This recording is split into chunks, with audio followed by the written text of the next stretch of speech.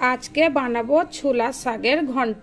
তা বন্ধুরা, ঘন্ট তো আমরা অনেক রকমের রান্না করে খেয়েছি।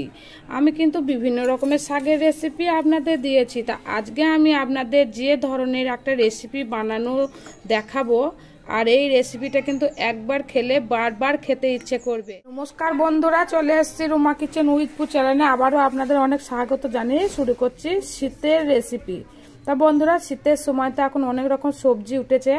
আমি এখানে একবারে টাটকা বেগুন কেটে নিয়েছি, জলে ডুবিয়ে রেখেছি।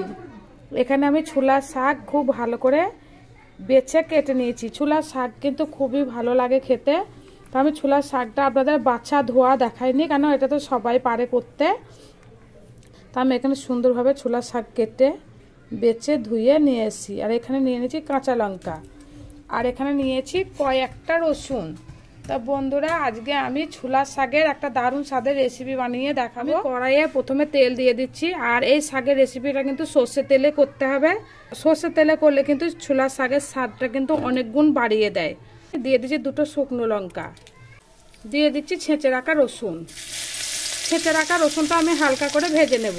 এখানে রসুন আর শুকনো লঙ্কা আমি কিন্তু খুব ভালো করে ভেজে নিয়েছি। আর রসুন কিন্তু খুব একটা পোড়া পোড়া করে ভাজিনি। পোড়া পোড়া করে ভাজলে খুব একটা খেতে স্বাদ লাগে না। দিয়ে দিচ্ছি কাঁচা লঙ্কা আর ছোলার শাক।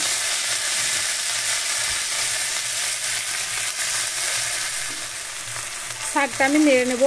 শাক দিয়ে কিন্তু অনেকটা জল ছাড়বে, আমি কিন্তু অল্প জল দেব। আর এখানে নিয়েছি কেটে রাখা বেগুন।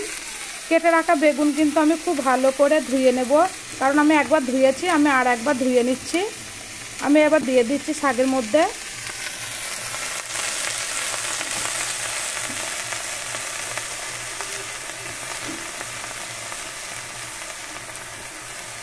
দিয়ে দিচ্ছি লবণ, আমি এখানে স্বাদ অনুযায়ী লবণ দেব।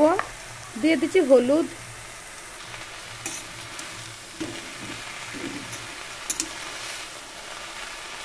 আমি এবার দিয়ে দেবো পরিমাণ মতো জল।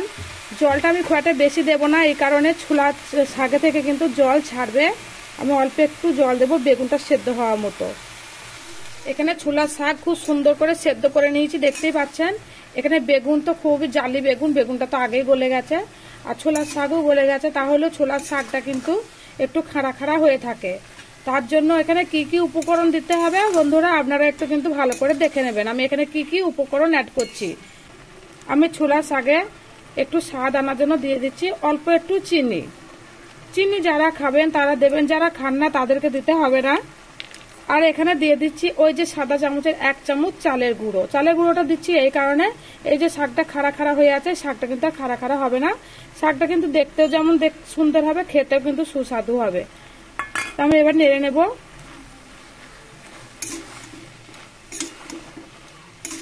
এই ছিল বন্ধুরা গোটা রসুন দিয়ে ছোলার শাকের ঘন্ট রেসিপি। তা ছোলার শাকের রসুনে আমি কিন্তু গোটা রসুন দিয়েছি, দেখতেই পাচ্ছেন।